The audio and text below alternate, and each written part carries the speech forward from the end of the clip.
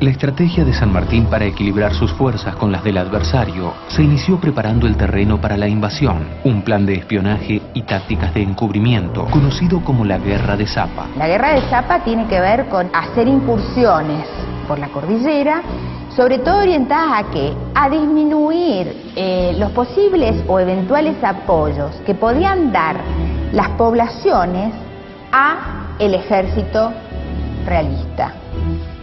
En este contexto juega un rol muy trascendente Manuel Rodríguez. Manuel Rodríguez había sido enviado por San Martín como su jefe de inteligencia acá a Chile y al mismo tiempo para hacer una activa guerra de Zapa, vale decir, desorganizar las fuerzas realistas de forma tal de que no pudieran concentrar el total de sus medios en el punto del cruce. Y es sabido que engañaba a Marcó del Pont, como por ejemplo el famoso parlamento que tuvo con las tribus pehuenches en el sur. En el 16 San Martín necesita que los indios participen en esta estrategia. ¿De qué manera? Haciendo difundir la noticia falsa de que todo el ejército iba a ir por el sur.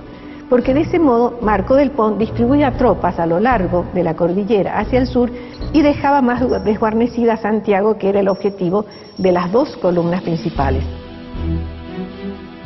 La actividad de espionaje es un recurso que San Martín utiliza para asegurarse la victoria y a partir de esto, y según él mismo decía, economizar el recurso que él consideraba más valioso, que era la vida. San Martín no libró muchas batallas, pero fueron decisivas las que libró. El 5 de enero de 1817, la bandera es jurada solemnemente en la catedral y también San Martín convierte como patrona de su ejército a la Virgen del Carmen de Cuyo, a la cual le entrega su bastón de mando y encomienda la protección del ejército próximo a partir.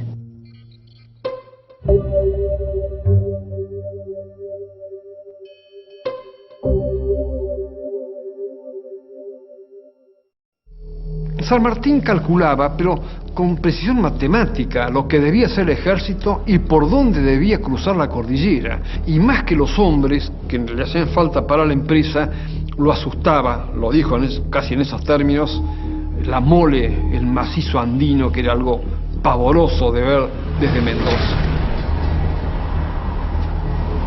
Ante la inminencia del cruce de los Andes, es bueno preguntarse qué dificultades ofrecía el terreno por donde debían transitar las tropas libertadoras. Era cruzar una de las más altas cordilleras del globo, quizá la más alta en ese momento que se podía cruzar porque los Alpes son más bajos y los Himalayas eran absolutamente inaccesibles, así que en esa época era la cordillera más alta del globo que podía llegar a ser cruzada, pero no tenía caminos perfectamente hechos ni perfectamente marcados por los cuales cruzar, sino que había que ir haciendo la senda por lechos de ríos y había que llevar el ejército por caminos de cornisa de cordillera, básicamente pasos de mulas. San Martín ya había hecho explorar estos caminos, él mismo inclusive se había ocupado, y anotar minuciosamente dónde había pasto, dónde había agua, dónde había leña, porque a partir de allí había que determinar los puntos donde el ejército debía acampar. El otro problema es las alturas que tiene que superar. La cordillera frontal y la cordillera del límite en Mendoza y San Juan son la parte más alta. Había que hacerlo en el mes de enero. Ya en el mes de marzo, abril comienzan las nevadas y ya prácticamente en abril se cierran los caminos cordilleranos.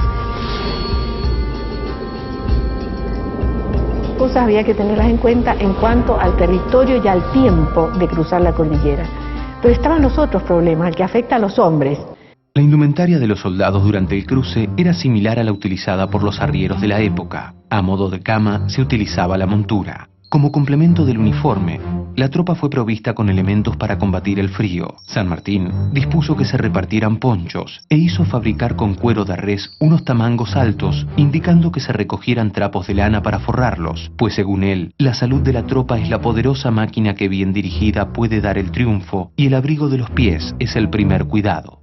En lo que respecta a la alimentación, San Martín llevó ganado en pie para faenar en los momentos en que el ejército acampaba en la alta montaña Y después lo que llevaban como alimentación era el charque, la carne salada secada al sol y preparada con sal, que eso se cargaba en barriles o en petacas de cuero, y cuando se llegaba al campamento se prendían las fogatas, se realizaban los que se llamaban guisos valdivianos, porque se habían inventado o eran comunes en Valdivia, en el sur de Chile, este tipo de guiso especial. Se preparaba esa especie de sopa espesa que se le llamaba valdiviano, hecho con charqui, o sea, la carne seca, molida, y luego se le ponía grasa, agua y ají, y entonces esto era el caldo que ellos tomaban.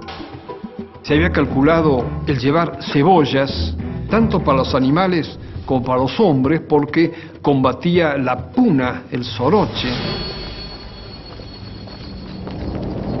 El apunamiento o soroche normalmente provoca cefaleas, náuseas, trastornos del sueño y debilidad. A partir de los 1500 metros de altura comienzan a aumentar el ritmo cardíaco y respiratorio. Gran parte de la travesía del Ejército de los Andes se llevó a cabo entre los 2500 y los 4000 metros de altura.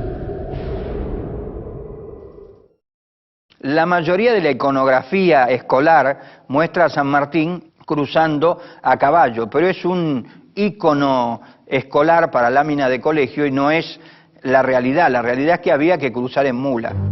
Los caballos iban detrás y custodiados por milicianos de Mendoza que estaban encargados de proteger y cuidar a los caballos. Tenían que llegar sin carga, sin cansarse y listos para el combate. Y porque San Martín sabía que cuando llegara al otro lado de la cordillera, inmediatamente se iba a encontrar con el enemigo e inmediatamente tenía que pasar a la acción.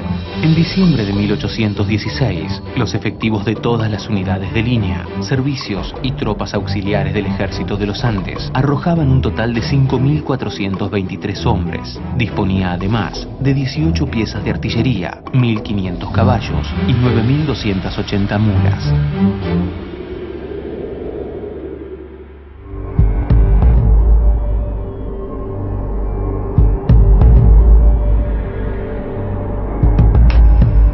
Finalmente, para enero de 1817, San Martín estuvo en condiciones de iniciar el cruce de los Andes.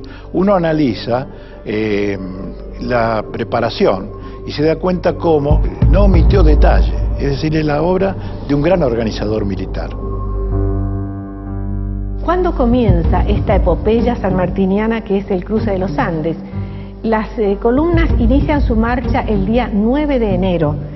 Normalmente nosotros festejamos acá en Mendoza el 18, pero el 18 era la partida de la columna de las Heras. Ya habían comenzado a salir antes. El 9 de enero de 1817 se inició el cruce de los Andes con la partida de la columna liderada por Juan Manuel Cabot. El día 14 salió la columna de Ramón Freire, con dirección sur. 4 días después, la columna de Gregorio Las Heras se puso en marcha, seguida por el contingente de artillería a cargo de Fray Luis Beltrán. Entre el 20 y hasta el 24 de enero, en forma escalonada, se puso en movimiento la columna principal. Finalmente, el día 25, San Martín se despidió de Mendoza para incorporarse a la marcha. El 25 en la madrugada sale San Martín de la ciudad de Mendoza, luego de haber enviado una nota muy linda, muy conceptuosa al Cabildo, despidiéndose de los habitantes de Mendoza para incorporarse a esa columna.